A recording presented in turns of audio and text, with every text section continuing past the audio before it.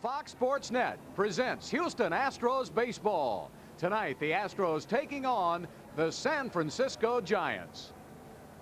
Hi, everybody. I'm Bill Worrell. This is Bill Brown. Good to have you with us for the final regular season game for the Astros at home and the final game here on Fox Sports Net. And for the first time since the middle of August, Brownie, the Astros have fallen out of first place, the Cardinals winning earlier today. The on-rushing Cardinals have put together a fabulous last 6 weeks. They're now 92-67. The Astros are shooting for win number 92 tonight. Their lead now 3 games over the Giants for the wild card spot, and they had a coin flip today. If they have a playoff, it would be in San Francisco. Larry Dierkers handed the ball to Dave Malicki to try to get the win tonight, but he's going against Russ Ortiz, maybe one of the toughest right-handers in the National League. Boy, he really is. He is death to right-handed batters, and in his career against the Astros, he's 2-1 with a 2.29 ERA. Gave them only 3 singles in 7 1/3 innings 2 weeks ago at Pac Bell Park. Dave Malicki has nice career numbers against the Giants. 4-1, including a win out west and a 4.28 ERA. So just like the first 2 games, the Astros looking for 1 win to get into the playoffs, and Barry Bonds still in pursuit of the home run. Hi again, everybody, and welcome back to Enron Field in Houston. Expecting another sellout crowd tonight for the Giants and the Astros. Let's take a look now at the starting lineup for Dusty Baker. And it'll start at the top with Marvin Bernard. Hitting second will be Rich Aurelia. Then is Barry Bonds, Jeff Kent, Andres Galarraga. Sean Dunston in the lineup tonight in right field. Benito Santiago, Ramon Martinez, and Russ Ortiz, the pitcher, hitting ninth. On the mound for the Astros tonight, Dave Malicki. Got an average fastball. He has to spot his pitches to be consistent here tonight. His control has improved since he's come to the Astros. He has a good sinker to left-handed hitters, and he will need all of his pitches here tonight to beat the Giants, who are on a good roll going into this game. Let's go around the horn now and check out the defense. At first base will be Jeff Bagwell. At second will be Craig Biggio. Over at third, Vinny Castilla. And at shortstop tonight will be Julio Lugo. In the outfield, Darrell Ward will be in left. Lance Berkman will be in center. And Moises Alou will be in right field. Brad Ausmus will do the catching for Dave Malicki tonight. So Malicki 6-2 with a 4.43 ERA since moving into the rotation back on July 21st. He is 3-1 with a 4.32 ERA over 4 starts in September. His last outing was tough against the Cubs. He gave up 3 home runs in succession in the first inning. But after that, he pitched very well. And the last time he pitched against San Francisco out on the coast, he threw 7 shutout innings, allowing only 3 hits. And the Astros getting the win. The umpires tonight, Alfonso Marquez calling the balls and strikes behind the plate. Steve Ripley will be at first, Mike Winters at second, and Jeff Kellogg down the third base line. Marvin Bernard steps in to lead it off for the Giants. Big game for Malicki and the Astros, and here to call the play-by-play is Bill Brown. Thank you, Bill Worrell. And the finale at home for the Astros. They hope to be coming back home for postseason action, but tonight's game might determine that. Bernard, who aggressively goes for the first pitch quite often, leads it off for San Francisco. He takes it this time, and it's right down the chute for strike 1 to a 260 hitter with 14 homers, 41 runs batted in. Bernard swung at the first pitch of the game last night, and he flied out to center, but later he had 3 hits in that game. Malicki comes over the inside edge, and it's no balls and 2 strikes for Dave. He's really helped that Astros rotation with his 7-2 record since arriving in the Jose Lima trade.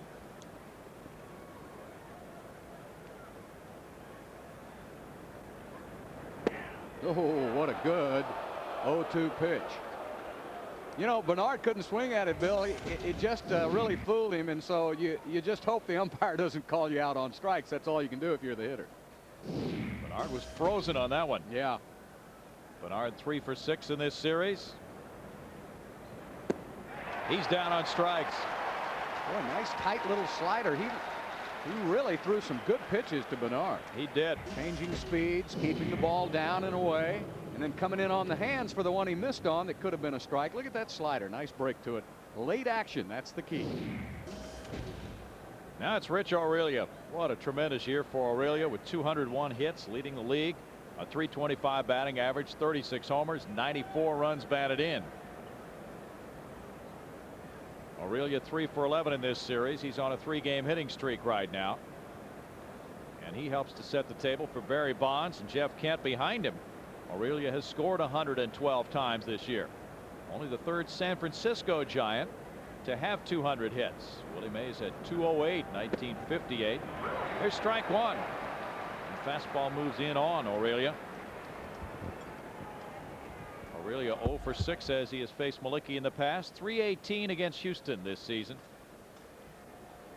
Giants have hit very well in this series. They are now 5th in the league in runs scored.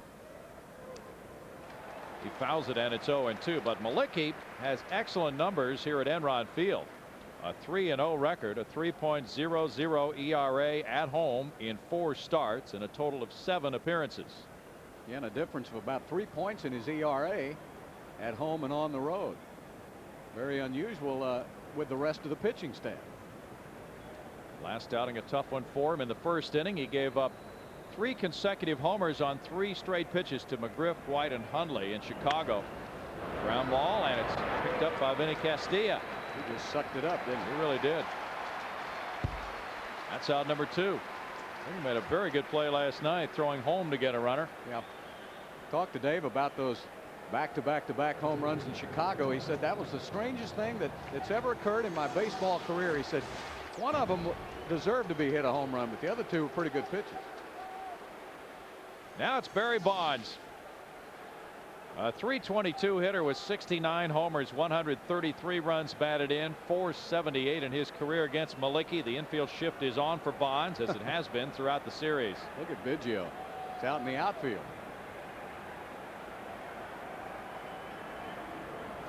That's ball 1 upstairs. Bonds continues to draw walks at a very, very high pace. And in this series, the Astros pitchers have worked him extremely cautiously. Bonds 2 for 4 in this series with an RBI. Malicki just misses. Oh, that's a good pitch. Yep. 2-0 to Bonds. Walks are piling up for Barry. He set the major league standard last night. 172 walks in a season.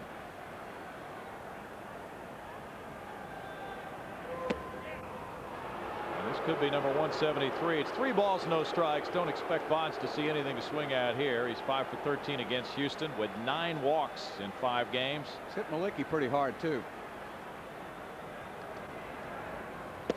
Bonds takes. That's close, but it's ball 4. Boy, Osmus is really hot at Marquez, and I don't blame him now. That's 2 pitches he missed. You don't see Osmus. I bet that's the first time I've seen him this season say something to an umpire right out in the open. But look at that's a strike.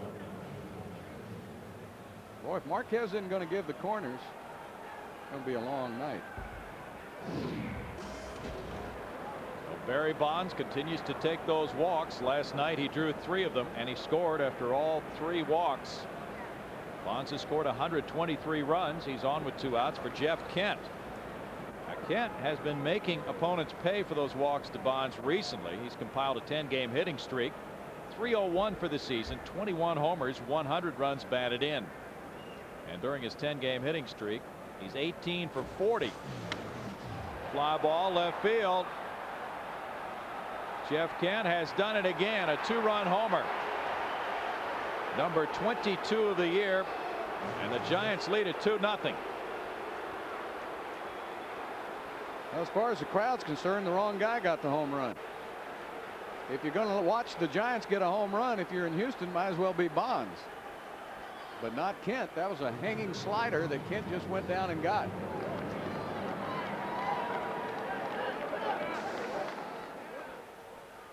Look at the location. Boy, when you miss with a slider right there, you're just kind of setting it on a tee, especially for a guy that's hitting over 400 in his last 9 games. Giants extend their own club record with their 229th home run of the season. Andres Galarraga's next. Strike 1 to Galarraga. Galarraga has joined this Giant club, and they've gone 36-21 since his arrival in the trade from Texas.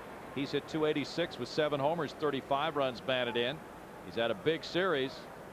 That includes 3 hits last night, 2 runs batted in, and he reached base 4 times. 1 ball, 1 strike. Malicki now has given up 37 home runs this season. Gave up those 3 in the 4-run first inning last time out on Saturday at Chicago in the 6-2 loss to Kerry Wood and the Cubs. He beat the Giants 10-3 on the 19th of September in San Francisco. Galarraga hit by the pitch.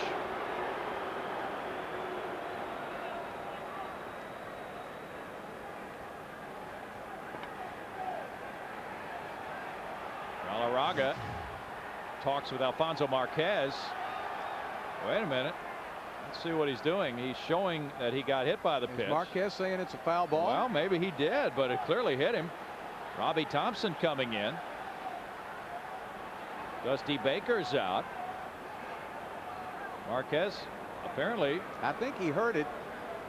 He heard it hit that pad and thought it hit the bat. He may ask the first base umpire Steve Ripley for help here. This game's not starting well for Mr. Marquez.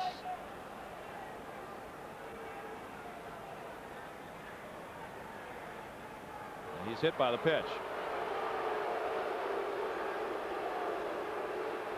Galarraga, who frequently gets hit, is plunked for the 3rd time as a Giant. Larry Dierker comes out now. There it is right there. Hit him right on the elbow. Now listen and you be the judge. See, it hit that pad. It sounded like the bat.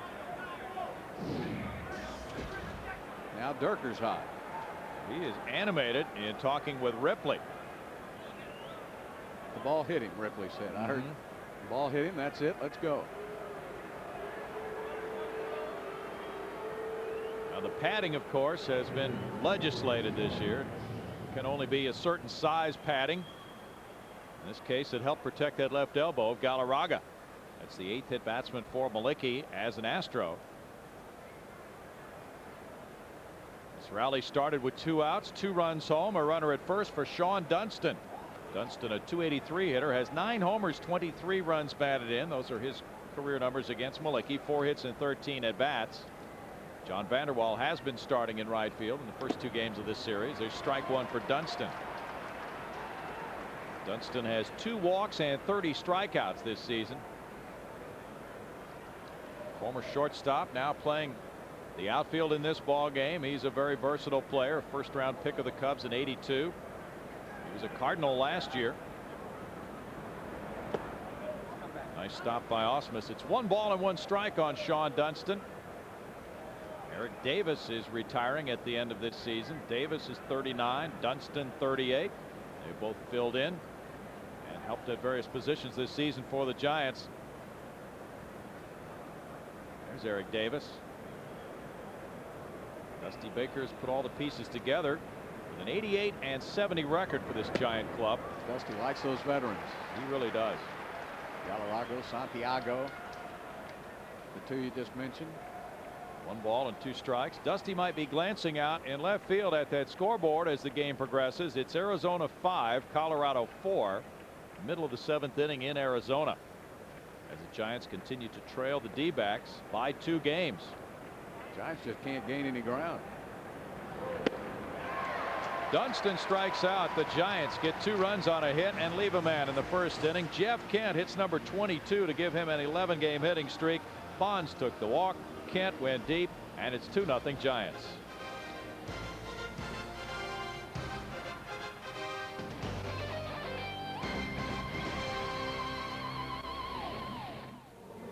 Well, the first 2 games of the series, the Astros scored first. Tonight, the Giants score first. As we go to the bottom of the 1st inning, let's take a look at the starting lineup for the Astros.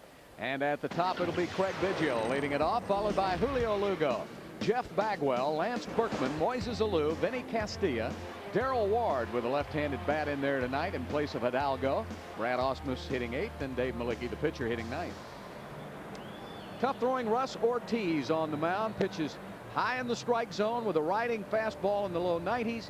He has a good hard slider to go along. Actually, it really not a slider. It's a big curveball, but it has the same type of effect to a right-handed hitter. And he's 2-0 with a 1.69 ERA in his last 3 starts. So he not only is a good pitcher, he's on a hot streak at the moment. Let's go around the horn now. We'll check out the defense. Andres Galarraga will be at first base. Jeff Kent at second. Ramon Martinez at third.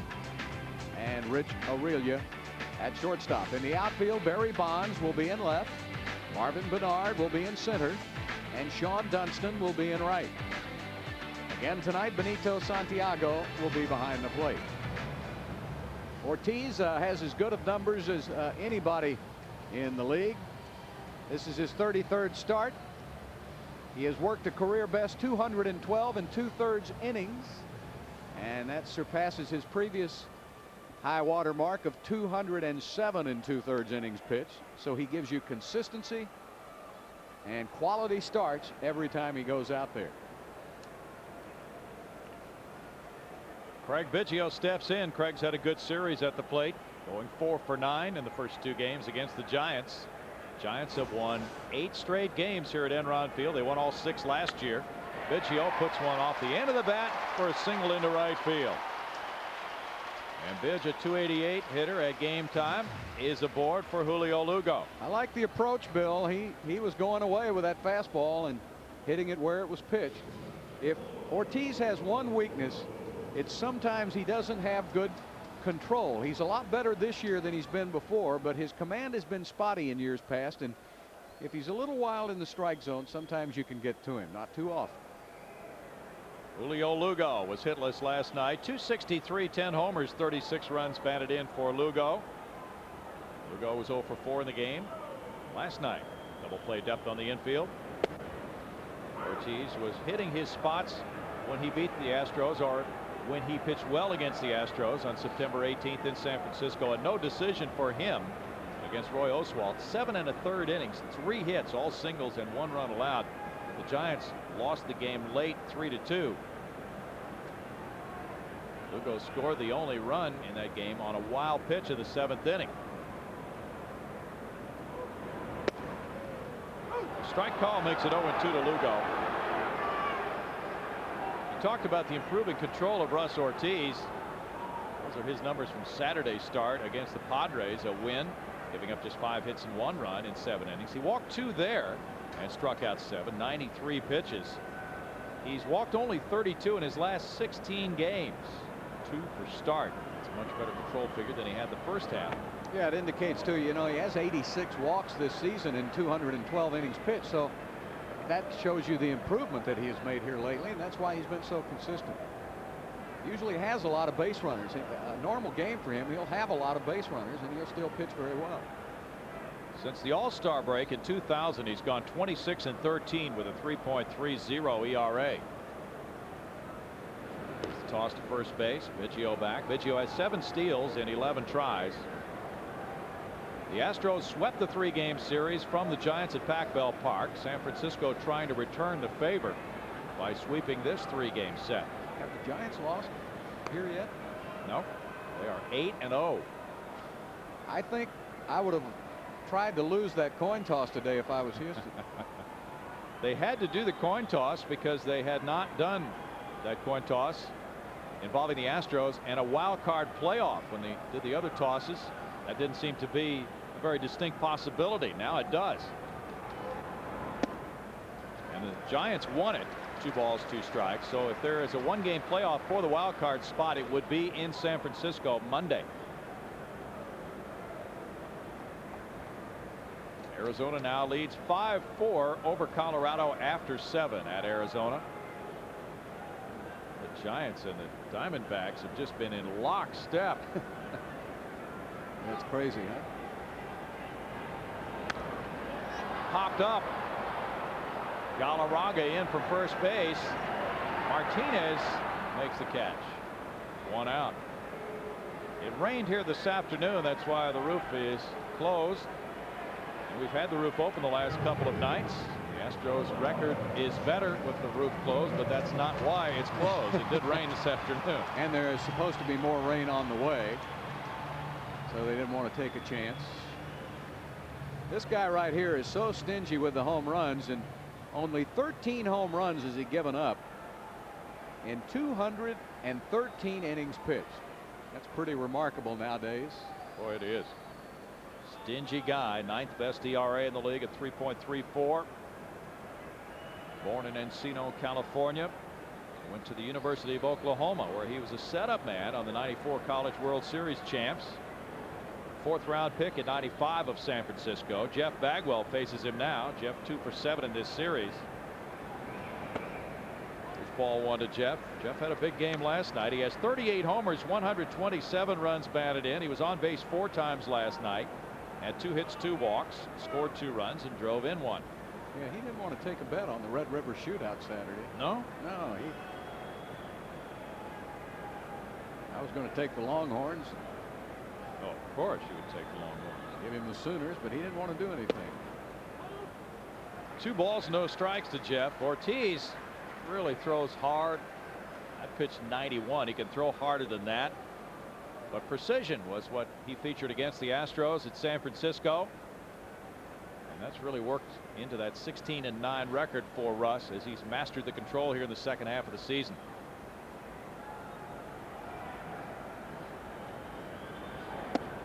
He misses away with the slider. That makes it 3-0. And precision probably is a part of what he's doing here. He doesn't want to give in to Bagwell, just like the Astros haven't wanted to give in to Bonds. No, they've really done a pretty good job of pitching around Bagwell the first 2 games of this series. Bagwell had 368 this year against the Giants. He's a 354 career hitter against San Francisco. And it's ball 4. Bags takes the walk. He's 104. Marquez really not calling anything on the outside part of the plate on either side, is he? No. It's going to pinch that strike zone for both pitchers, and I think that would favor Ortiz because Malicki doesn't throw as hard, nor does he have his good at breaking stuff. So if you have to throw it over the plate, I think it would favor Ortiz a little bit over Malicki. Ortiz now has 2 men on, and Lance Berkman, who's been ripping fastballs in recent days, checks in at 332 with 33 homers, 123 runs batted in, a 341 hitter at home. Left-handers have a little more luck with Ortiz, don't they? Yeah, about 100 points higher almost. Breaking ball in the dirt makes it ball 1, and left-handers at 279, right-handers 184 against Russ Ortiz this season. Larry Dierker wanted to get that additional left-handed bat of Darrell Ward in the lineup tonight.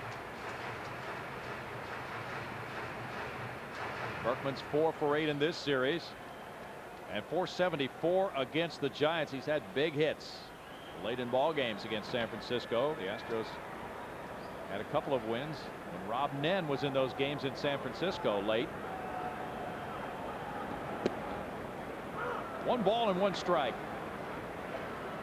The Cardinals winning today 10-3 over Milwaukee. Matt Morris notched his 22nd win against 8 losses, beating Jimmy Haynes. He's 8-17. And St. Louis headed back home now to meet the Astros starting tomorrow night in the final 3-game series of the year.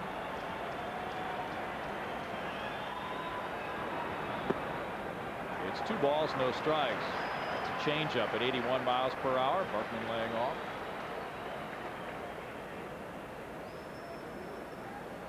Talked about the innings Ortiz is piling up. He had 195 last year and 112 walks, the 3rd highest walk total in the league. So control improvement has been noticeable for him this year. Berkman checks a swing, rolls it foul. 2-2 the count. Bill, last year his ERA was 5.01. It's down to 3.34 now. Yeah, that really is a big improvement, but he also says he's comfortable pitching out of the stretch. He's got so many base runners on. That doesn't bother him. You know, some starting pitchers struggle a little bit. But Dave Righetti was talking to me about the fact that Ortiz is one of those pitchers. He seems to take it up a notch when their base runner's on. And those are the pitchers that win a lot of games. The guys who can raise the level of their pitching when they have to and when they can call on it with runners on base. And Ortiz has been able to do that. Last 3 starts, Ortiz has walked 4 and struck out 21. While going 2-0 with a 1.69 ERA, and opponents have been hitting 187 against him in those last 3 starts. Moises Alou on deck. It's 3 balls and 2 strikes, and now a decision for Larry Dierker on sending the runners with 1 out in the inning. Well, if you think Berkman can make contact, go ahead and send them. Although you're giving Santiago with a left-handed hitter up there a good look at third.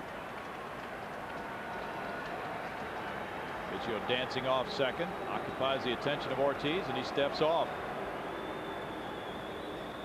Berkman has bounced into 8 double plays this year. And Lance has struck out 115 times. Those are considerations when a manager decides whether to send the runners or not. Here on 3-2. They don't go. It's a strikeout. It's a good thing for Larry Dierker. Berkman down on strikes on a curveball, and Ortiz gets out number 2. Now it's Moises Alou, who was somewhat questionable for this game. Here's the curve. Well, you can tell Berkman's sitting on fastball all the way, and he just couldn't hold back. And there's that big curveball we talked about. Moises Alou, with the Astros checking with him to see if he was all right to start, said, yeah, let's do it. He's at .335, 27 homers, 104 runs batted in. Alou has just returned this series after missing 6 starts with a strained right calf, and apparently he had an aggravation in his side. I checked with him, and he wanted to play tonight. He's on a 6-game hitting streak, 3 for 9 in this series. And Alou has, as usual, come right back to the lineup and produced. He had 2 doubles last night, drove in 2 runs. That's off the end of the bat. Strike 1 to Mo.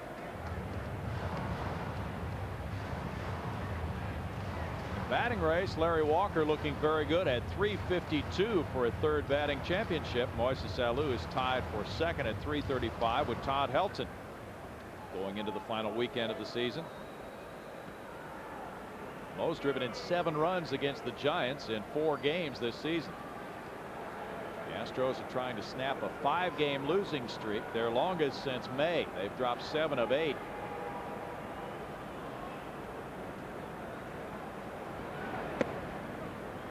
It's 1 ball and 1 strike to Moises. You know, you like to get ahead of Ortiz if you can to try to eliminate that curveball out of the equation, but the problem is as Bill alluded to earlier, he has improved his walks to strikeouts ratio a lot over the last couple of months, and he'll throw that breaking pitch now behind in the count, as you saw to Berkman a minute ago, and that really makes him tough to solve. When he's throwing that breaking pitch in for strikes, could be a long night. Vinny Castilla's on deck with a 1-1 count on Alou. Liner, and Jeff Kent is there for out number 3. No runs a hit, 2 men stranded after 2-0 Giants.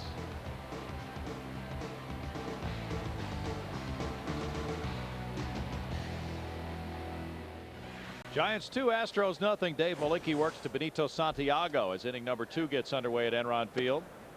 It's ball 1 high to Santiago with 6 homers, 45 runs batted in, and a .267 average. He's had a big series, including a homer and a 2-run double last night. And Santiago had 2 hits the night before as well.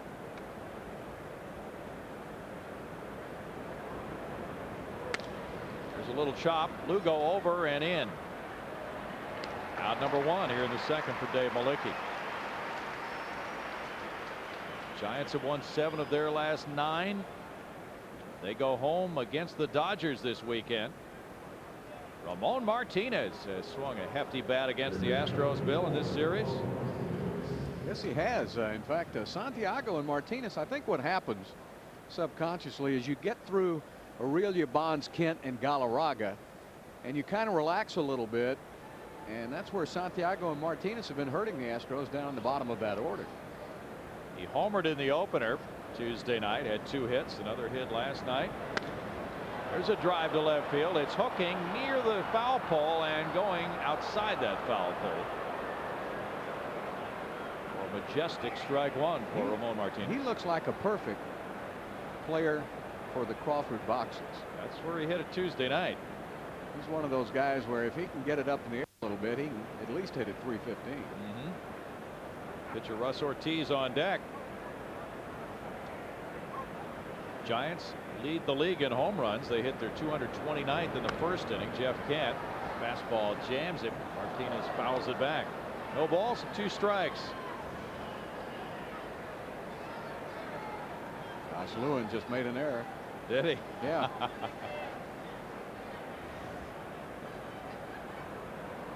Giants have gone 8-6 since September 18th. The Astros are 7-7 since they resumed play in the city by the bay. That Astros 3-game sweep. This one goes the other way. Bagwell giving chase. Biggio over to watch it go back into the crowd. And it's no balls and 2 strikes. An earlier start tonight by 1 hour. The Giants are traveling back home, where they'll open that final series tomorrow night against the Dodgers, as we mentioned. And you know the Dodgers will be up for the test, even though they've been eliminated. They'll pitch Chan-Ho Park tomorrow night against lefty Sean Estes. Saturday, James Baldwin goes against Livan Hernandez. And Sunday, it's Terry Mulholland and Kirk Reeder. I thought Terry Adams was going in that series. I think they've shut him down with a tired arm, Bill. Did they? Yeah. Okay. He's pitched more innings than ever before in his career. Normally, he would have been due to pitch in that series. 1 ball, 2 strikes. Matt Morris went 6 innings today for St. Louis, giving up 3 hits, no runs, walking 3 and fanning 10 in the Cardinals' 10-3 win over Milwaukee. Mark McGwire hit a homer, and Richie Sexson hit number 44 for Milwaukee. Foul ball out of play, 1-2. McGwire drove in 5 in that game, including a 3-run homer, his 29th. So the Cardinals had a big day with 10 runs on 11 hits, and they now get ready to face the Astros tomorrow night. Well, at least the Astros missed Morris. Originally, he was supposed to start that Friday night game, wasn't he? Yeah, he was, and he has been dominant at Busch Stadium. Something like 15-2 at home with an ERA under 2. Strike 3. Martinez caught looking. 3rd strikeout. The Astros go with Wade Miller tomorrow night against Woody Williams. Here's a strikeout. Getting the high strike here, as you see, and this time he got the corner call.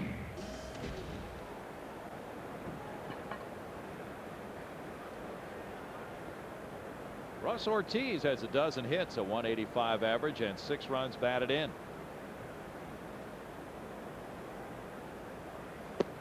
Malicki hits it at the knees for strike 1 call.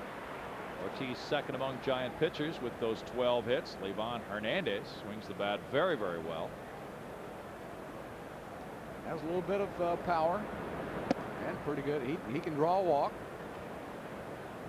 1 ball, 1 strike. Dustin Hermanson will pitch the Saturday afternoon game for the Cardinals against the Astros. The Astros haven't named their starter, and it's Shane Reynolds and Darryl Kyle Sunday. Well, I know that both clubs would rather not pitch those 2 guys. You know, if they could figure out some way to, if the Astros could clinch and the Cardinals could too, I don't think you'd see Kyle and Shane pitching Sunday. That's right. Curveball, strike 3. Malicki now gets strikeout number 4 and makes it a 1-2-3 2nd inning. It's 2-0 San Francisco.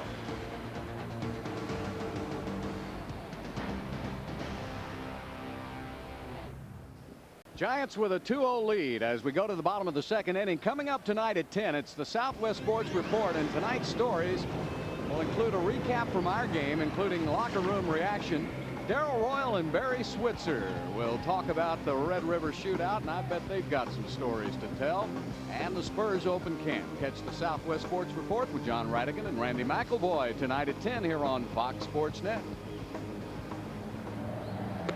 Russ Ortiz hoping to fall right in line with the good starting pitching the Giants have been bringing to this series. Kirk Reeder in the Tuesday night game got the win with 6 1/3 innings, allowing 6 hits, 1 run. Jason Schmidt last night beat the Astros for the first time in his career. He came out after 5 1/3 innings, giving up 3 earned runs. Giants won a wild one 11-8 as the Astros got 5 in the 9th inning. And now Ortiz has taken his turn, and he's gotten 2 tough outs in the 1st inning, striking out Berkman, getting Alou to line out with 2 men on. Vinny Castilla leads it off in the home 2nd.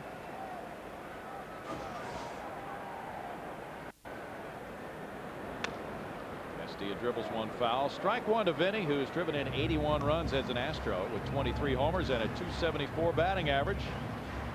Vinny 1 for 9 in this series. 81 RBIs, pretty good. Not having a full season. Absolutely. Joined the Astros in mid-May.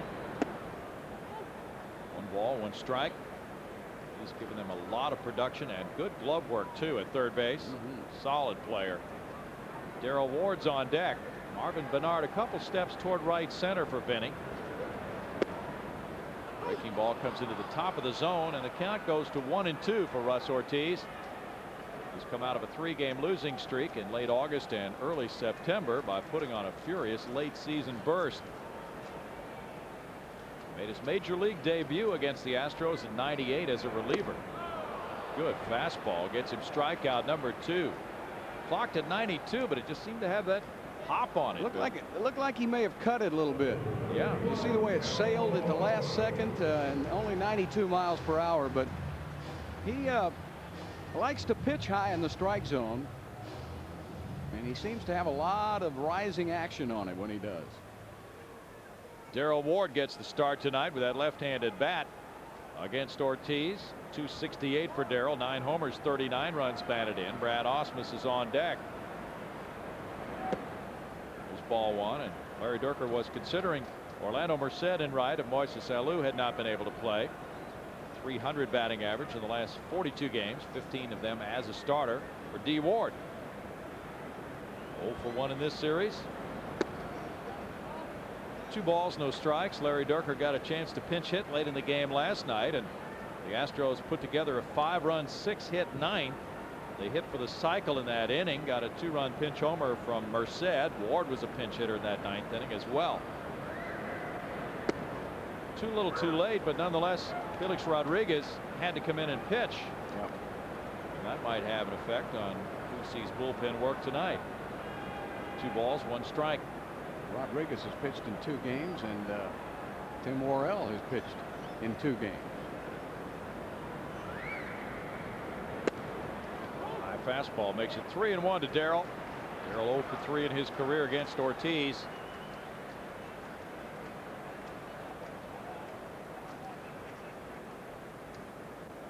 Ortiz pitched a fine ball game here at Enron Field last June, beating the Astros 4-2. That's his only other appearance in this park. Little jam shot goes toward third. Mo Martinez bare hands. What a play. And gets him. Man, how did he make that play? That ball kicked straight left when it hit, and Martinez reached out with his bare hand. Look at this. The ball goes whoop. Had great English on it, and he picked it up all in one motion. Boy, the Giants are making all the plays, aren't they? Very athletic effort. Martinez has played short and second, and he showed you his ability as the 3rd sacker there. Tremendous play for out number 2. Brad Ausmus, a .231 hitter, has 5 homers, 34 runs batted in. Ortiz deals, and it's strike 1 to Brad, who's 2 for 4 in this series. Playing last night after Tony Eusebio caught the opener with Shane Reynolds working. Breaking ball works for strike 2 for Russ Ortiz. Arizona has won again, 5-4 over Colorado. So the scores have been posted. Cardinals have won. The Diamondbacks have won. No more scoreboard watching necessary for these 2 clubs tonight. Well, all the way. The Giants coming in here thinking their best chance was to win the division. Now, if they get a win tonight, they'll be closer to the wild card than they will be to the division, or actually the same. It just makes it a vitally important game for both teams. If it wasn't already. I think it was already. It was.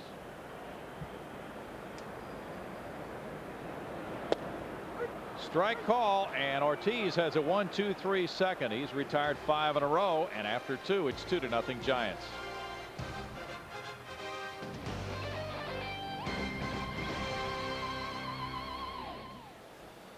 Early home run by Jeff Kent holding up as we go to the top of the 3rd inning. It's time to check out tonight's Texas Ford Dealer League leaders. These are the total bases. Luis Gonzalez and Sammy Sosa are tied at the top with 408. Barry Bonds 3rd, and look at Sean Green has really come on strong in the 2nd half of the season. Barry Bonds is due up 3rd in the 3rd inning. Giants lead at 2-0. Barry scored a run on the Jeff Kent 2-run homer after he received a 2-out walk in the 1st inning. He'll become the second oldest player since 1900 to lead the majors in homers. He'll be 37 years and 75 days old on the last day of the season. The oldest player to do it was the Tigers' Darrell Evans. He was 37 years, 133 days old on the last day of the 1985 season. Yeah, that's pretty good. Well, what did Barry's daughters write last night? Please pitch to my daddy. Please pitch to my daddy. They were writing notes, and now the Astro fans are answering. Marvin Bernard struck out to open the game. A strike one to Bernard. Malicki had a very strong beginning when he beat the Giants 10-3 in San Francisco. Retired the first 11 hitters, and he allowed just 3 hits in 7 innings and no runs in that game. He's upstairs with a pitch, and it's 1-1.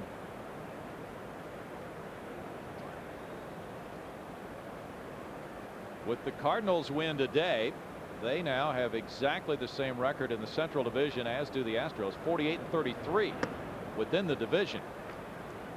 Astros playing outside the division tonight. That's one of the tiebreakers if they should wind up the season dead even. Yeah, the possibilities. We could go on for about another half hour. Yeah, on all the possibilities. We really could. 2 balls and a strike. The Astros lead that season series with St. Louis 7-6 with 3 remaining. Little chop. Biggio lays back, throws out Bernard. 1 out. The first tiebreaker is head-to-head play if they should wind up tied for the division. The second tiebreaker is play within the division, and that is exactly even right now, to be decided this weekend. The third tiebreaker is their record in the previous 81 games, and the Cardinals have the edge there. A lot to think about as you go to the final 3 games. Rich Aurelia grounded out to third, his first time up. Would you like to repeat that again? Not really. It gets extremely confusing, doesn't it? Yeah. And there's a chance that the Astros could go to the final game having the capacity to tie. There's a ground ball foul. In other words, they could be 1 game behind the Cardinals with 1 game to go, and yet they would know that even if they won that game because of the tiebreakers, they couldn't win the division. Well, if that's the case, no need to pitch Shane Reynolds, right? Right. I like the simple way. Let's win tonight. We eliminate 1 team. That is a simple one. 1 ball, 1 strike. It's still down to win tonight for the Astros, and they're in the playoffs. If they don't win tonight, they have a 2-game lead over the Giants. And then they leave it up to somebody else. That's right.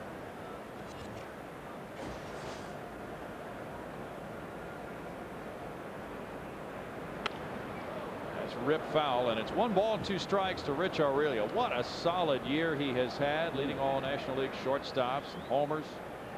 94 runs batted in, 201 hits in that slot right in front of Barry Bonds. He has been able to be aggressive, and he's cashed in. That'd be something if his career year was in 2001 and they say, oh yeah, that's the year that Barry Bonds broke the home run record. Yeah. Fly ball left center. Ward coming in. 2 outs. So now Bonds comes up as he did in the first inning with 2 outs and nobody on. Well, why don't we, the last 4 times that he's been to the plate, they've walked him, and all 4 times he has scored. And I really think, as we talked about as we went away on commercial, I think Malicki was really trying to pitch to him in the first inning. He just didn't get 2 calls. He thought he should have thrown him strikes in the outside corner. He didn't get the calls. Let's see if he comes right after him now. They got that shift on again. Boy, that's some kind of shift. Castilla, the third baseman, is playing almost behind second base. There he... Curveball, and it's foul for strike 1. Interesting article just out today in Sports Illustrated about Barry Bonds, written by Tom Verducci, talking about how he is the most productive player per swing as far as home runs. He goes for that one. Well, looks like he's expanded his strike zone a little bit this at bat. Yeah, it does. It looks as if he's taking it upon himself. Yeah, might be a little frustrated they haven't been throwing him strikes. And he's hitting 1 homer on the average every 12.4 swings of the bat this year. Malicki was trying to throw a fastball by him, and Dave only throws about 91 miles per hour, and boy, Bonds was sitting on it. He hit it into the upper deck. Boy, he got a reaction. Did you hear the crowd? They thought he had it. Outside corner. Thank No you. balls, 2 strikes. And he didn't chase way down there, but that's not a bad idea because he appears to be in a very aggressive swing mode right now. Yeah, he just decided to come up there this time. He was going to let it all hang out with 2 outs in the inning. Fellas, as you might imagine, the emails I'm getting will at least be a little bit less if he has to swing at something with this at bat. We can imagine. 2 balls, 2 strikes. Well, in the San Diego Padres series, the Padres threw him 51 pitches and he took 41 of them. So this is not an unusual series for Barry Bonds that you're watching.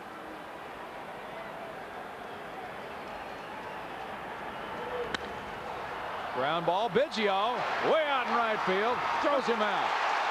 Is that a 9-3 put out? No, it's 4-3, but 4's out where 9 usually plays. That's 7 straight outs for Dave Malicki. Barry Bonds does swing the bat and hits a ground ball that would normally be a hit. But with the shift on, it's out number 3, and it's 2-0 Giants in the 3rd.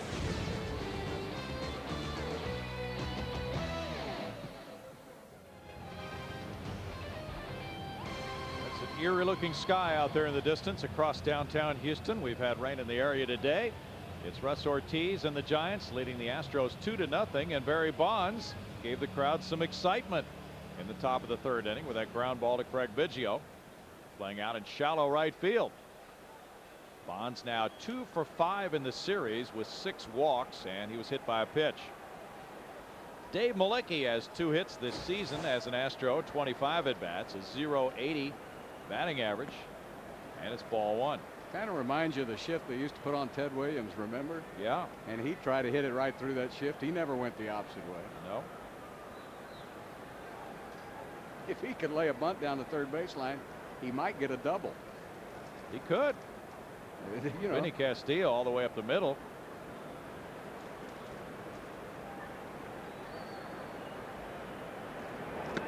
Ortiz throws high, and it's 2 balls, no strikes. Giants starters the last 11 games have combined for a 7-1 record at 2.39 earned run average. Russ Ortiz taking his position, shooting for win number 17. Only 5 pitchers have more. 2 balls and a strike. The last time the Astros trailed the Cardinals by 1 game, which would be their fate if they lose, was the 17th of August. Up the right field line, coming over Sean Dunston, but he can't get to it. 2 balls, 2 strikes. The Astros had a 5.5 game lead over the Cardinals after 150 games. This is game number 159. Since 1900, only 1 team has had that big a lead with 12 games to go and not won its division or pennant. The '64 Phillies. Ground ball into right field, and Malicki is on with a hit. Well, Brownie, I don't want to say anything, but the only 2 hits have gone to right field. Biggio led off the game with a hit to right, and Malicki has approached it with a hit to the right, and I think the other Astros ought to try to go that way too, just to get some base runners and see if they have a little more success. I don't think Malicki had any choice. He just swung late at it, and that's where it went. They didn't have a shift on for him.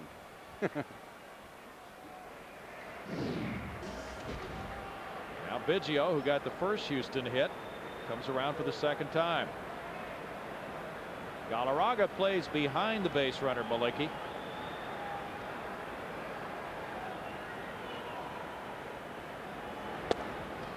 Ortiz gets a call, and it's strike 1 at the knees. Astros dead even against the clubs in the Western Division at 16-16. They looked very strong when they were able to eke out those wins in San Francisco, where the Giants have played so well.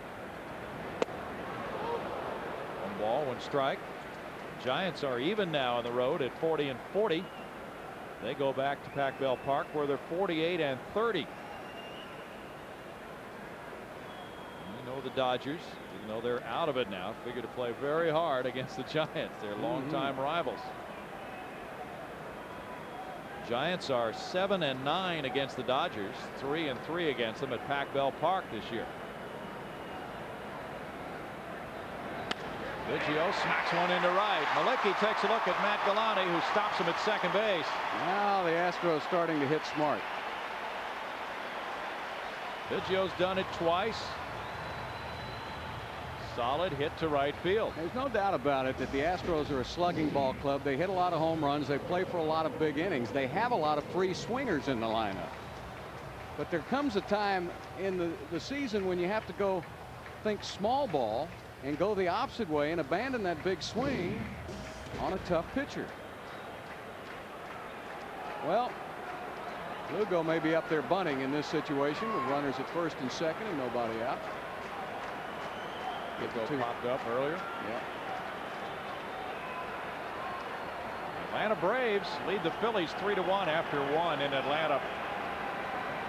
Key game in the NL East race. Lugo showing bunt. Pitch is low, a curveball for ball one. Martinez staying back that time with Galarraga charging in. Matt Galani now, I don't know if he missed a sign or what, but he wants to talk to Lugo. He may have missed a sign. Lugo has 11 sacrifice bunts to lead the club. A lot of times they'll change that indicator during a series, change their signs a little bit just in case the other team may be trying to pick them off. Matt wants to be sure, and of course in a big game like this, I like that. I like the coach going down there and saying, hey, wait a minute, let's get on the right page. John Burkett tonight for Atlanta against Brandon Duckworth for the Phillies. In the dirt, Santiago picks it out of there. 2 balls, no strikes. Santiago has 8 pass balls. He's made a couple plays. Now they're looking at Ortiz. Well, Righetti's going out. Some problems perhaps with the spikes on the right shoe. Working with that as he takes a little step off the mound.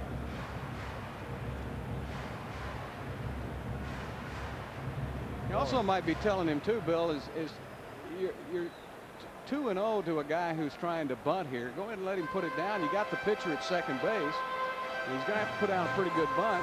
He'll have to avoid Galarraga because if he bunts it too hard, they have a possible force at third on Malicki, who doesn't have great speed.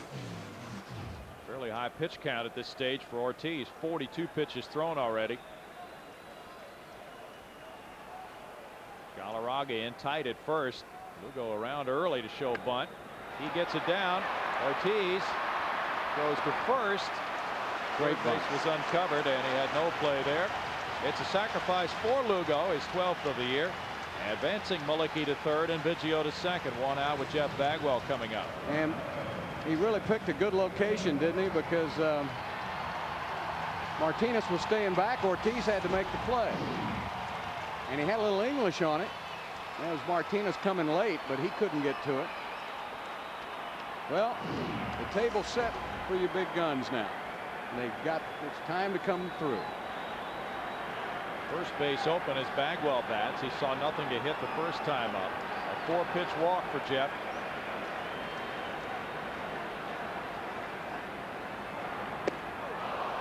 On a hanging pitch at strike one. Curveball upstairs.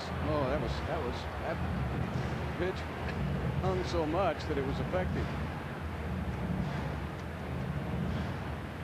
It was only 77 miles per hour. It was effective. It was just spinning up there. And effective high changeup.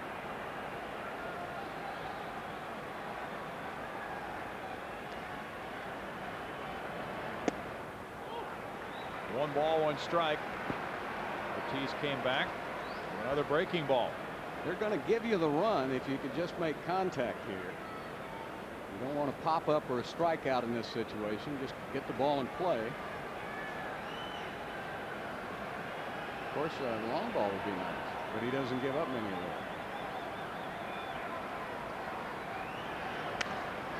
Popped up. Out of play for Santiago. 1 ball and 2 strikes. There will be a concert by Corey Morrow on the field after this game tonight. If Barry Bonds should hit 2 homers and break Mark McGwire's record, there will be a post-game ceremony on the field involving the commissioner, Bud Selig.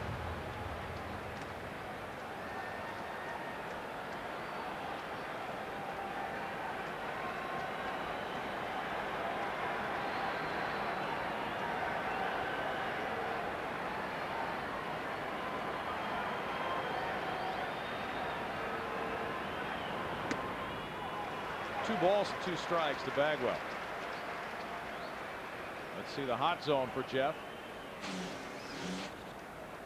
Pretty hot.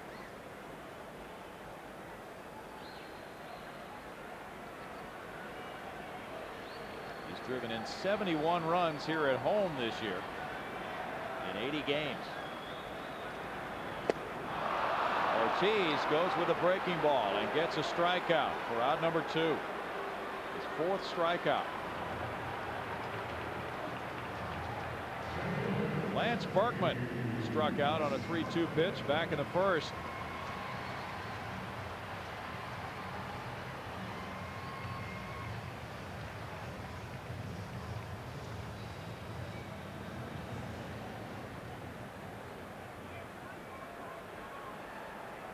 Santiago to the mound. First base open. Alou on deck. The Astros obviously with Lugo bunting, not minding if Ortiz pitched around Bagwell and Jeff took a walk, but he did not pitch around him. 2 breaking balls and he got him on a 2-2 pitch, striking out. Well, Baggy's been in a slump lately, and I think possibly what Ortiz felt comfortable coming after him rather than going after the left-hander too. You know, that could have been what part of that discussion was with Dave Righetti.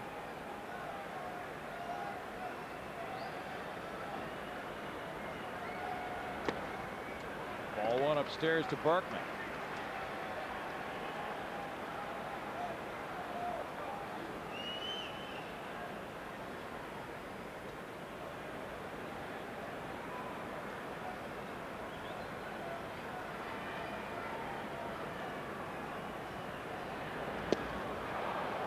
It's 1-1. The curveball working very well for Russ Ortiz. Yeah, it seems like he's having a little trouble with that fastball, getting it to the right location, but the curveball is bailing him out here. Sean Estes, the lefty, will start tomorrow night against the Dodgers instead of tonight. The Astros 22-12 against left-handed starters, but Kirk Reeder beat them in the opener.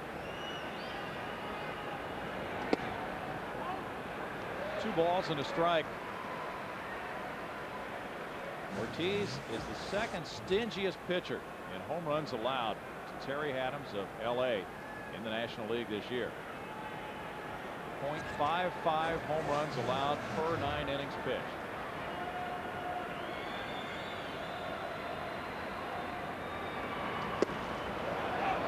A strike call makes it 2-2 on a changeup. Ortiz bringing all his weapons to the mound tonight, Bill. Yeah. I think Berkman thought he laid off a pitch that was a ball, and Marquez calling the high strike.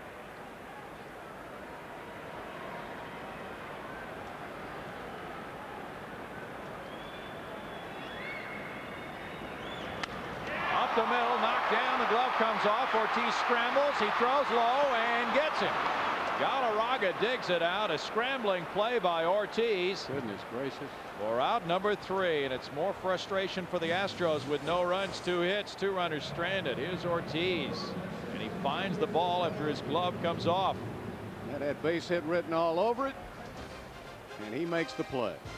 2-0 Giants after 3.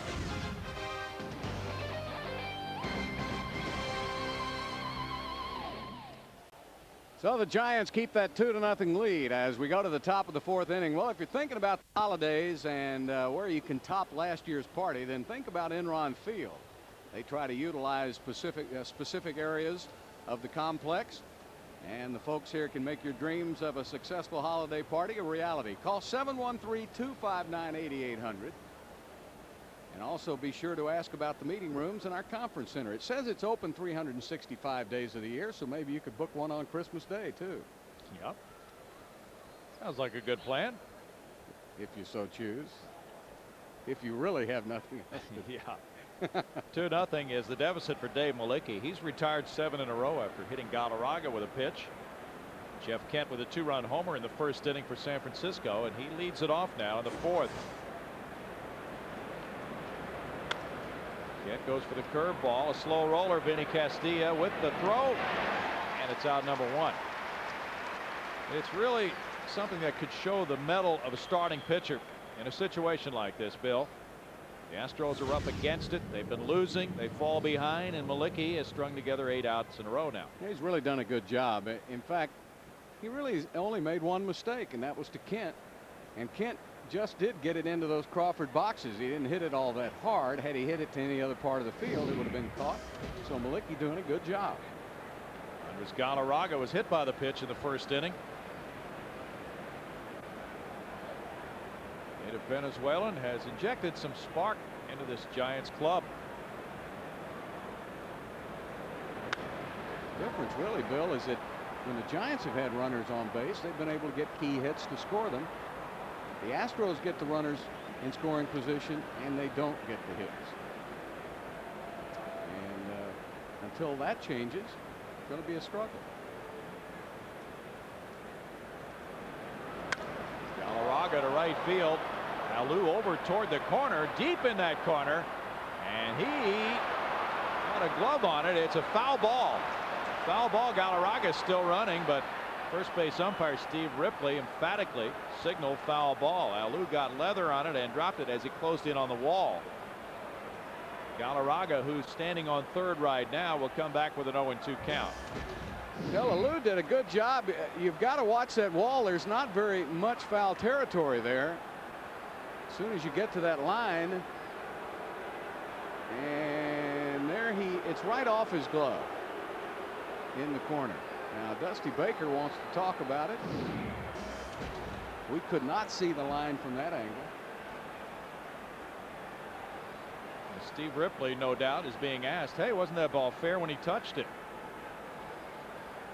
And Ripley was looking right up the line and called it foul, but on that replay, you might have seen that Alou seemed to get a glove on it before he got to the yellow line, but as you said, we didn't see his feet. We couldn't see the whole picture. Let's see now. Right there it is. Does he touch it? Looks like he may touch it right there on the line, so it's hard to tell. But yeah. The only thing Ripley saw was where that ball fell and where it hit the glove, and it was in foul territory. Giants won the earlier argument. Galarraga was hit by the pitch. This time he comes back with an 0-2 count. How about Ricky Henderson today with that third inning home run? He broke Ty Cobb's major league record for runs scored, 2,246, and he slid into home. Well, that's apropos for him, huh? Yeah. 1 ball and 2 strikes. He stole third to get the record breaker in steals. Yeah. And then he stole home to get the record breaker on Cobb. 2 balls, 2 strikes. You know, that's a pretty remarkable. You know, he didn't get a lot of publicity for this one, but that record's been around forever. Yeah, the records have been falling, and it's been something to watch here in the final days with Bonds setting the record for walks last night, now on the verge of a home run record as well. And with Henderson, line drive, left center field, and that'll go in for a gapper. Galarraga heads for second. He gets his extra base hit anyway, and it's a double, his 10th of the year as a Giant.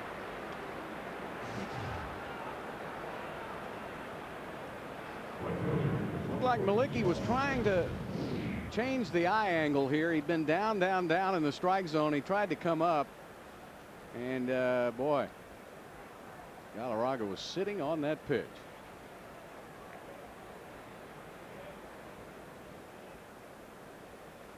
That ball got out to the wall in a hurry. Berkman made a good play off of it. 2 hits for the Giants, both for extra bases. Sean Dunston follows. 1 out. Galarraga in scoring position. Dunston struck out in the first inning.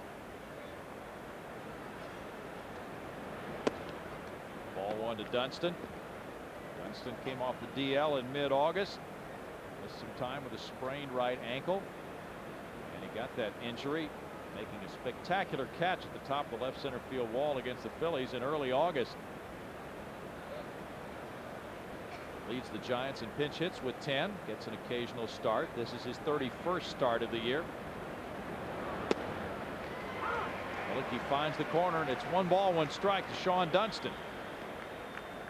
Spectacular shortstop as he came up with the Chicago Cubs. Oh, what an arm, huh? Tremendous arm. How would you like to be the first baseman on that infield, as Mark Grace was for so many years? It's like playing burnout when you're a kid. Dunston never took anything off his throws. Fly ball. Alou backing in right. Galarraga to second. Here's the catch for the second out. Galarraga moving over to third. Benito Santiago comes up. Here's tonight's Aflac trivia question. 3 players have led their league in runs scored more than once. Ricky Henderson has done it 5 times. Who are the other 2? Well, Pete Rose is probably one of those. Runs scored more than How once. about Ty Cobb? The guy just broke. I'd say the odds are pretty good, aren't they? Oh, sure. You don't think that you guys just dumped the truck, do you? No. It's got to be a trick. Yeah. Benito Santiago puts it in the air, right center field. Alou heads back for the third out. No runs ahead. A runner stranded at third for San Francisco. After 3.5, the Giants lead 2-0.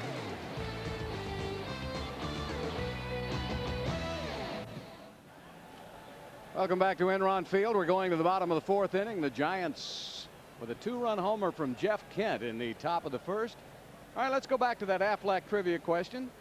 3 players have led the league in runs scored more than once. Ricky Henderson Bagwell has done it 5 times. Who are the other 2?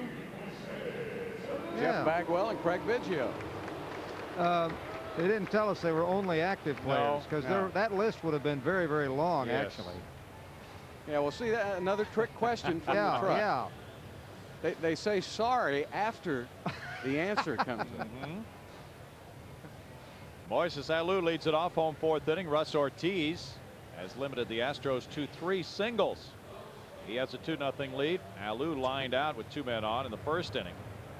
And the Astros presented another threat to Ortiz in the 3rd when the first 2 men up singled, Malicki and Biggio. After a Lugo sac bunt, he struck out Bagwell, got Berkman on a hot grounder. He knocked it down and threw him out.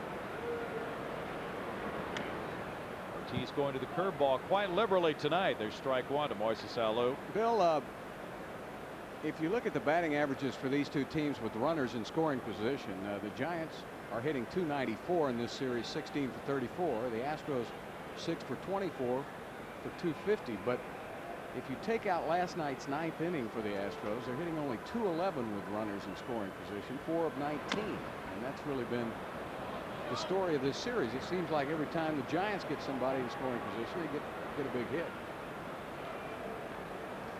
The balls, 2 strikes. Now this is the rough part of the major league season for a club that has had the best record in its league. And now in the final days of the season, perception is things are slipping away. Players really need to close ranks, shut out all the clutter around them, and just concentrate on winning 1 game. That's easier said than done. The appeal to Steve Ripley shows that it's a ball, and it's 1 ball and 2 strikes. Doesn't seem to be any difference in the Astros clubhouse going in there compared to 2 weeks ago at all. Professional approach by the players. Standing up and answering all questions, and there have been plenty of questions from the media. It's getting pretty tough, though, I think, on the players, Bill, because of all these questions now. Well, you know, it's a fickle game. If you lose 7 of 8, say in July, no one thinks anything about it. You know, it's every team has about 2 or 3 slumps that they go into during the course of the season where they'll lose 5 to 6 games. But when you do it at the end of the season, like the Astros are doing it, you're doing it in front of the whole nation and at the worst possible time of the season. That's good hitting. Yeah, he was 0-2. Now he's 3-2. Yeah, he's done a good job of coming back in the count here. But they just picked the wrong time to slump. Well, that's true. They've been grinding it for a long time. They were 21-7 in August. They have not had a losing month all season, and yet if October is a losing month, they're in trouble.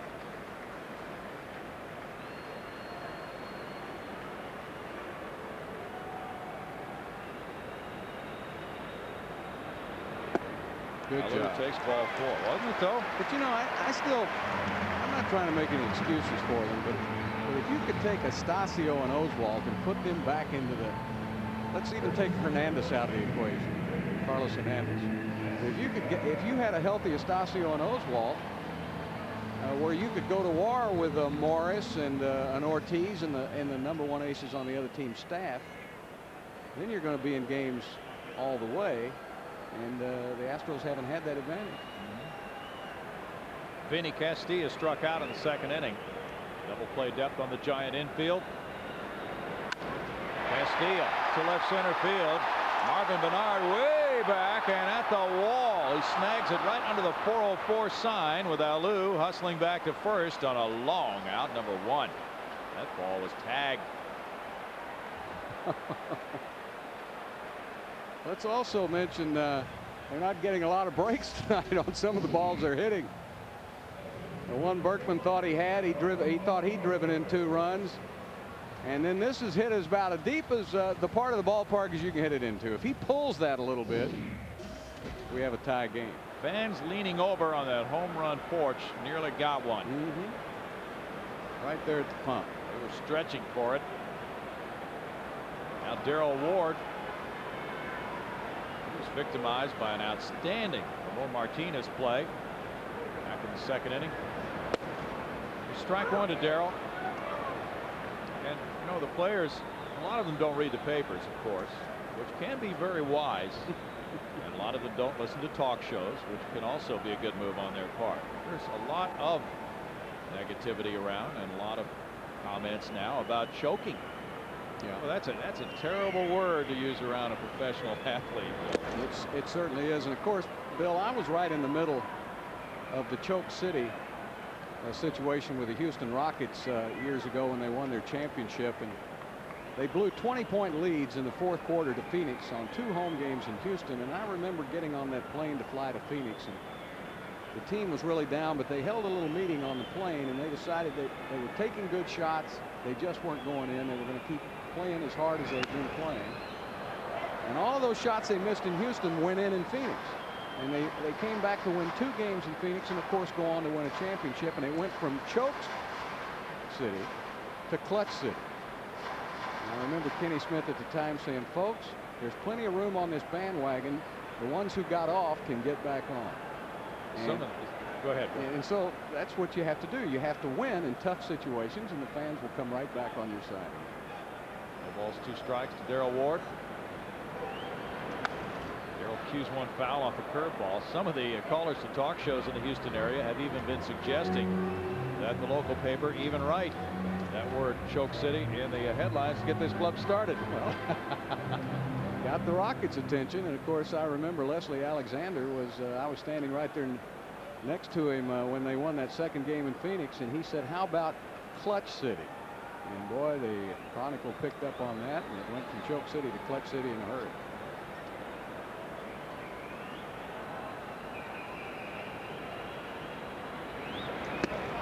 Swing and a miss, a strikeout for Ortiz, who floats that off-speed pitch up there, and it's strikeout #5. It really doesn't have too much on it, just change the speed, but it has a little late movement, and that's just enough. Well, the Astros National League Division Series tickets are on sale at the Enron Field box office. Tickets are also available by phone by calling 7136-ASTROS or 1-800-323-7986. Tickets are not available at the Ticketmaster outlets. Online orders are also available at Astros.com. Brad Ausmus was caught looking to end the 2nd inning. Astros trailing 2-0. They have 3 singles. The Giants have a homer and a double for their 2 hits. Ball 1 to Brad with Dave Malicki on deck.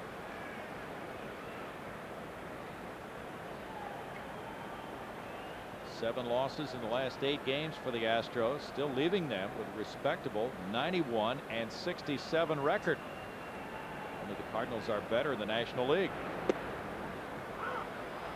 1 ball, 1 strike. 2 weeks ago, a lot of the scouts from other organizations following the Astros were saying unsolicited, hey, this is the best team in the National League right now.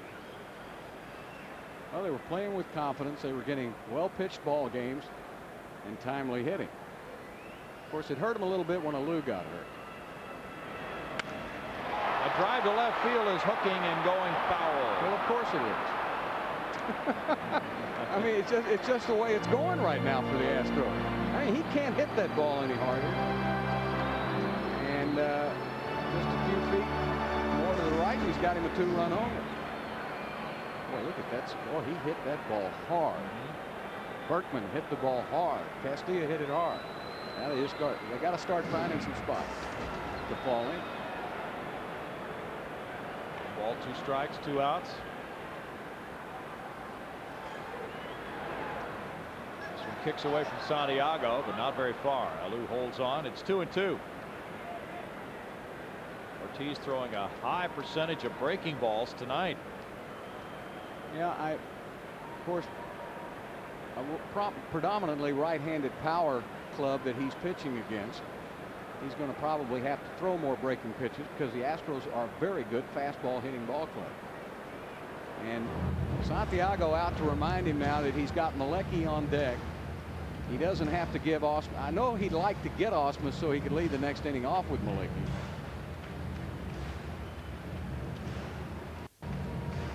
But be careful with Osman. They might throw another curveball down out of the strike zone, see if maybe they can get him to go for it. Ortiz appears to have a lot of confidence in that pitch tonight. Ortiz made his major league debut and struck out the side in his first major league inning against the Astros back in '98. Had a career high 12 strikeout game against them last year here at Houston. Fastball just away, and it's 3-2 now with 2 outs. Alou will be running at first. That's a great pitch because it's a tough pitch for Osmus to take with 2 strikes. And he hoping maybe Marquez would call it strike 3 and he could lead off the next inning with Malecki. Now let's see what he wants to do. He's thrown some 3-2 breaking pitches. Let's see if he goes to the curveball on 3-2 here on Osmus. Goes, and there's a line drive softly hit. Kent is up for the catch in the 4th inning for Houston. No runs, no hits, a runner stranded after 4. Giants 2, Astros nothing.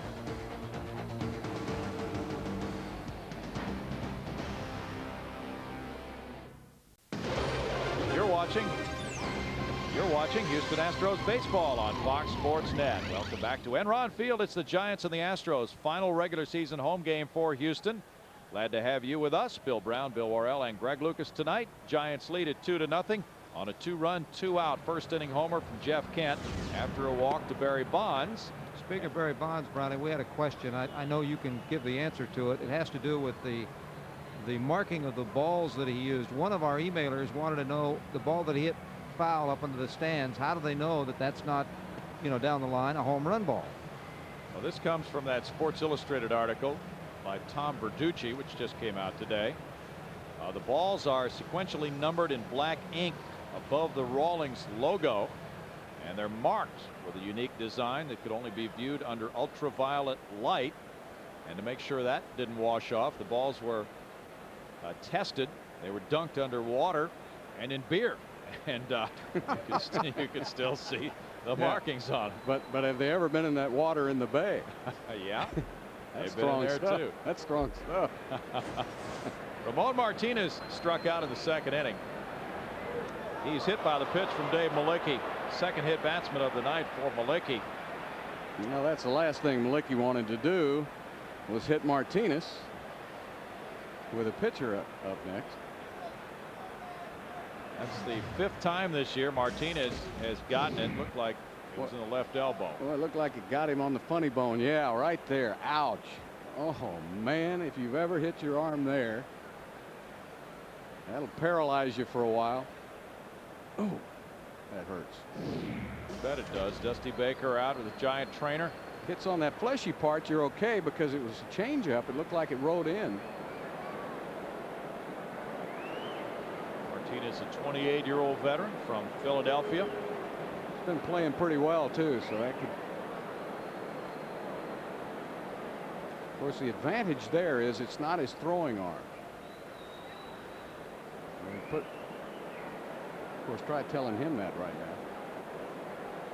Put some liquid ice on it. Pitchers due up next. Unless Ortiz went down to chat with Sonny Jackson, the third base coach. He'll be in a bunting situation, but can Martinez continue? That's the question right now.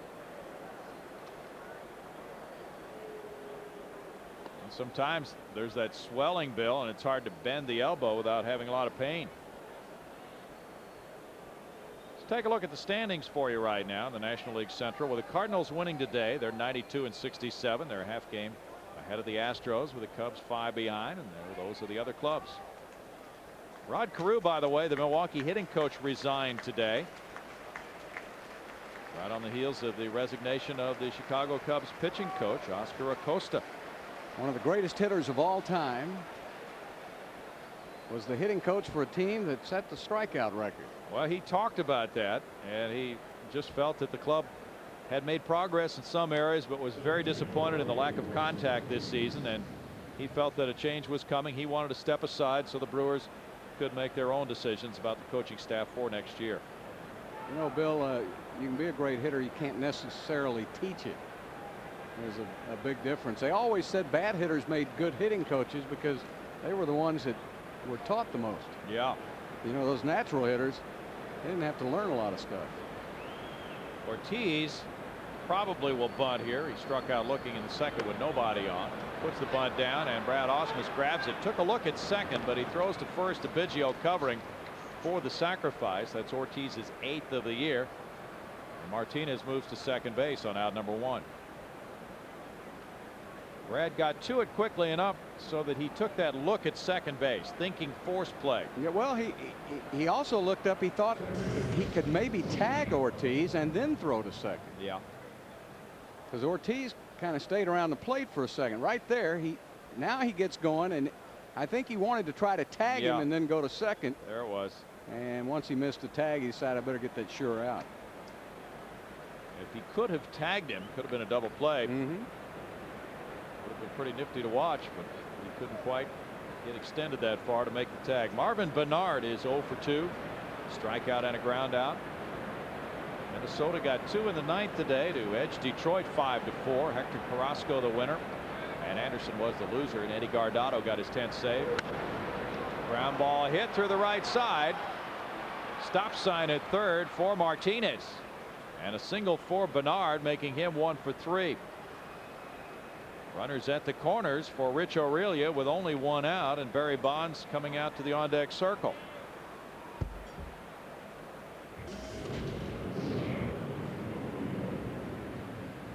Well, he's done a pretty good job of pitching to him. A little change up, got up in the strike zone a little bit. Bernard just able to barely get it through the right side. But again, the Giants, with the ability, they get a runner on second base. They come up with a base hit. They don't hit the ball as hard as the Astros do, but they hit it. They don't hit it to somebody either. Aurelia is grounded out and flied out. Lugo and Biggio set up for a double play. They strike 1 on a breaking ball.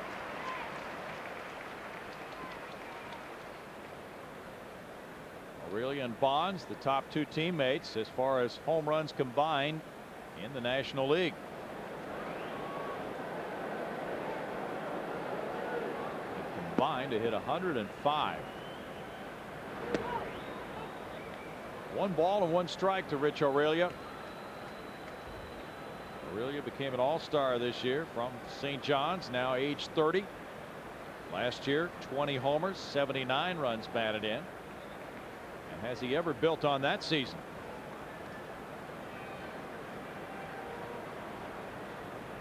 He's had 3 straight years over 20 homers. Foul back. 1 ball and 2 strikes to Aurelia.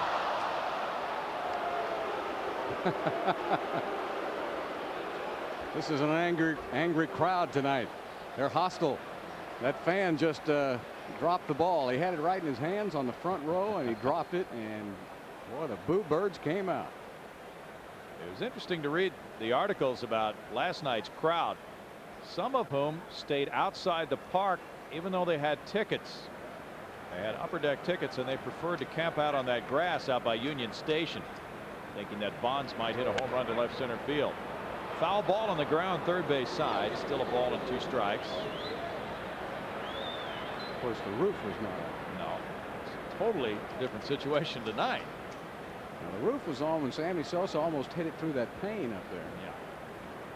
He hit that light tower in left field. Wow. Oh, it's been an amazing year for Sosa, Bonds, all the top offensive performers in the game. Ichiro Suzuki with such a fabulous year for base hits for Seattle.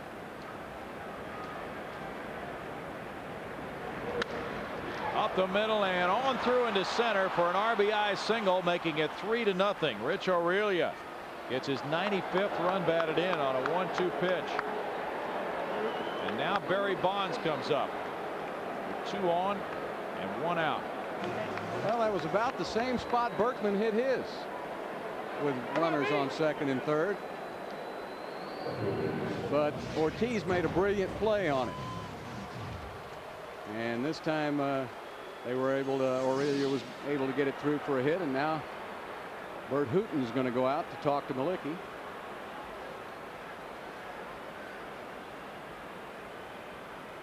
The Astros have some bullpen action going. Bonds has reached base more than half the time this season. Now, excuse me, Bill, I wanted to point up, they've thrown him 42 pitches in this series, and he's had 10 swings. So that shows you how aggressive he was, because a lot of about 4 of those came on his last at bat. So they've thrown him 42 pitches. He swung only 10 times, and a lot of those pitches have been close to being called strikes. In the previous series, the Padres threw him 51 pitches, and he had 10 swings.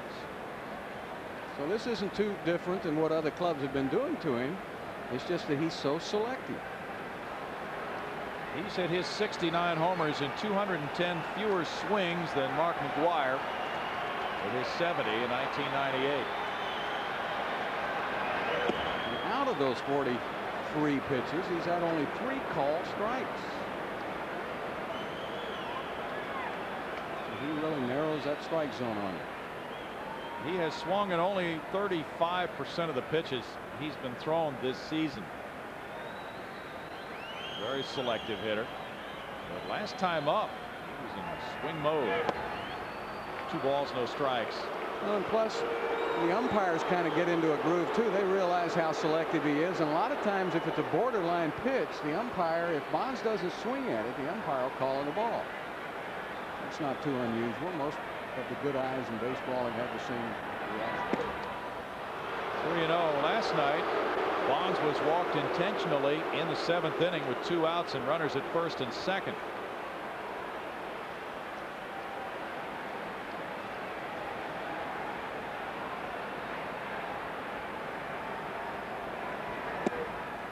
Ball 4 loads the bases. That's the 7th walk for Bonds in this 3-game series. Number 2 for Malicki tonight, both with Bonds receiving them. Bases loaded for Jeff Kent. Kent ripped a 2-run homer in the first, bounced out in the 4th, and Larry Durker's going to the bullpen.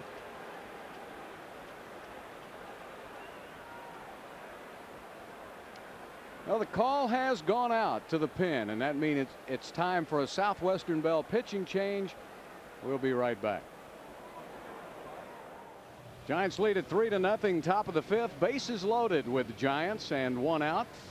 And here's the pitch tracks again on Barry Bonds. And he took 4 straight pitches. That's 46 pitches to Bonds in this series. He's had only 10 swings.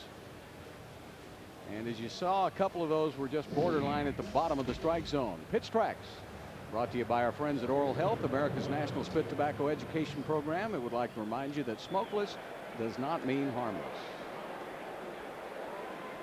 Ron Valone comes in with a pickle all around and bases loaded, 1 out. In 51 games, he's 6-9 with a 5.83 ERA. Bill. We'll bring in a left-hander to pitch to Kent. And against, first Valone can get a ground ball. Maybe Durkin's looking for a double play ball in this situation. I know he is. Galarraga on deck.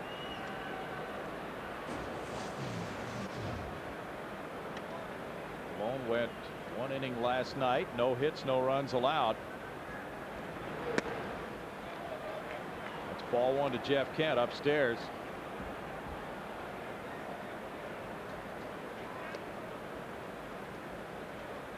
Valone throws a lot of pitches too. Sometimes has a little trouble with his control. So this is a tough situation to bring him in on. He doesn't have any wiggle room. Bases loaded. Ground ball third. Castilla juggles the ball, gets it to Biggio, and a low throw to Bagwell. Safe at first. A run scores.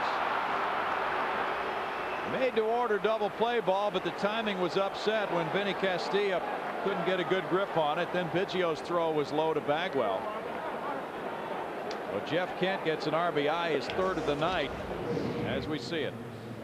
Well, everything that can go wrong for the Astros has gone wrong. The very reliable Vinny Castillo can't find the handle.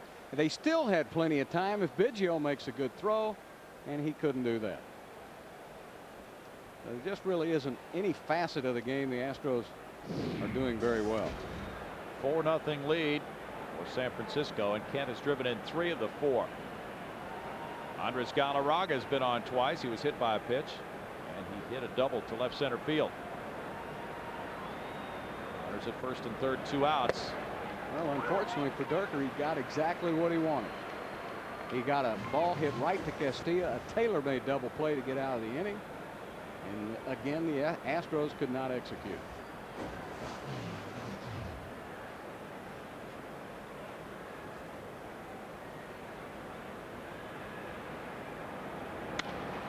Fly ball up the right field line. Alou digging over. But it's fouling out of his reach. No balls and 2 strikes now. They're happy.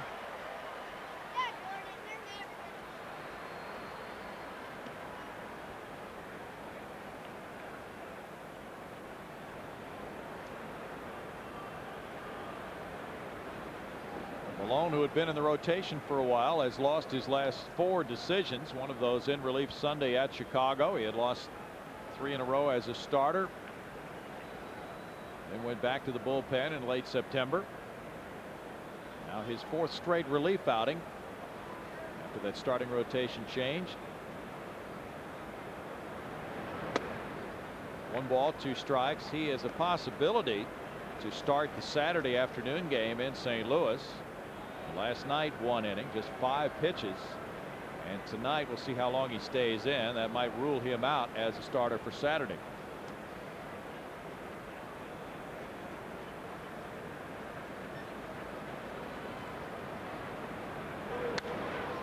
Fouled away. Roy Oswalt had a little physical activity last night, but he is not a possibility to pitch this weekend.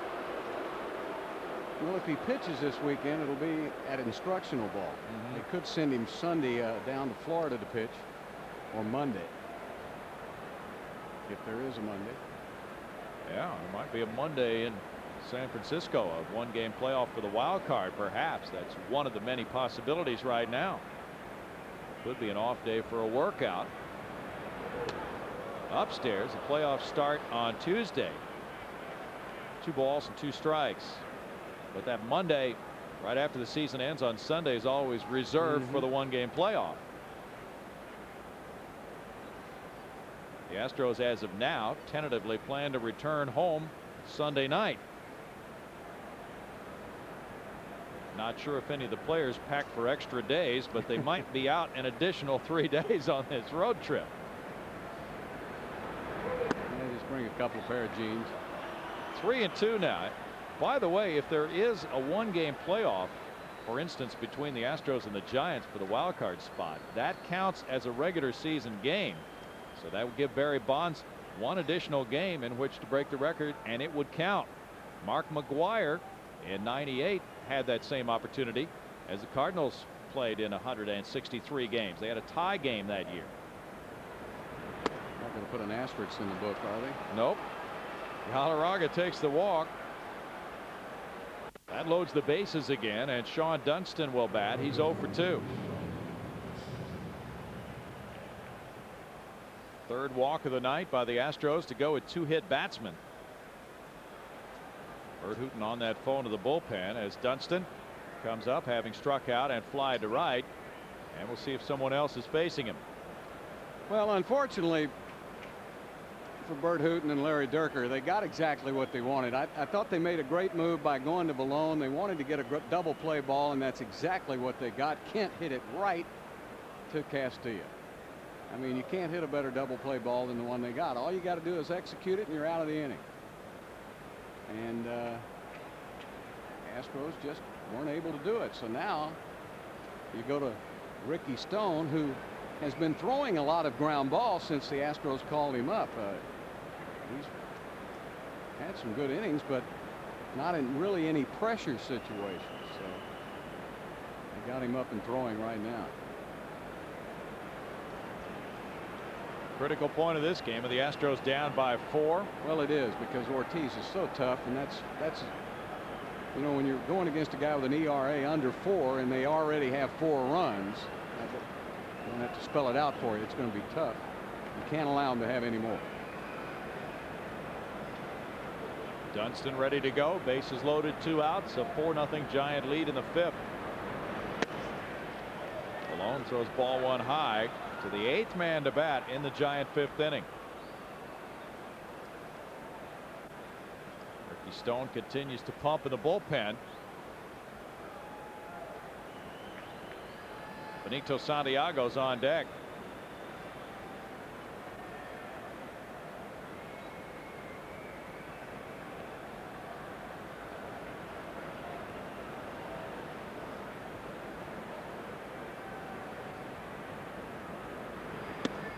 Now it's 2-0.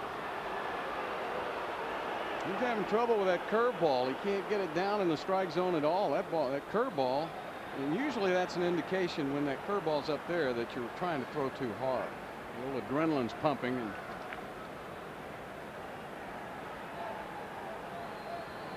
Dunston's a career .305 hitter with the bases loaded. 5 grand slams for Sean.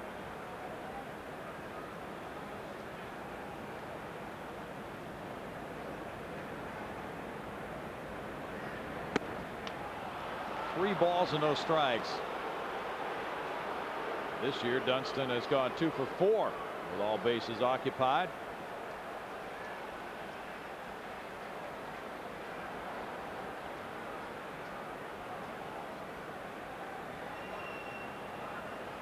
Kansas City beat Cleveland 8-4. Chad Durbin won that one over Bartolo Colon. Colon goes to 14-12. Strike makes it 3-1 to Dunston. well, Dunston's going to get him a pitch to hit right here. He can pretty reliably count on that, can't he? Yeah. And he doesn't take too many pitches normally. Doesn't take too many pitches, and it just depends on if Balone, number 1, can throw it for a strike, and if he can throw it to his location, he can get an out. If he throws it over the middle of the plate, Dunston's going to hit it hard. Well, Dunston kind of helped him out a little bit there. I don't know if that was in the strike zone. It was close, but it was a good fastball. Can you throw another one there?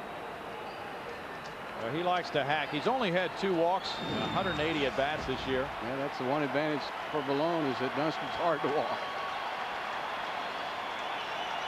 Baltimore leads Boston 2-1. Bottom of the 6th inning at Baltimore. Tim Raines has been obtained in a trade, so he can play alongside his son here in the final days. Line drive left. That loops in for a hit, and 2 runners will score.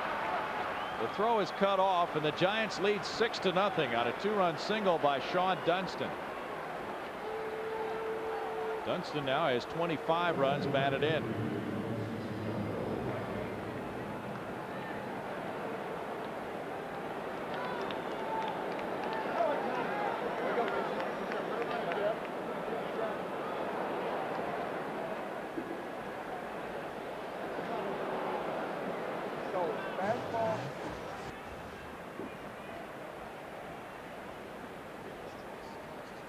Larry Dierker out, so Dave Malicki in 4 1/3 innings allowed 4 hits and 6 runs, 2 walks, a hit batsman, and 4 strikeouts. And now the Astros go once again to the bullpen, trailing 6-0. We'll be right back. Bad ninth.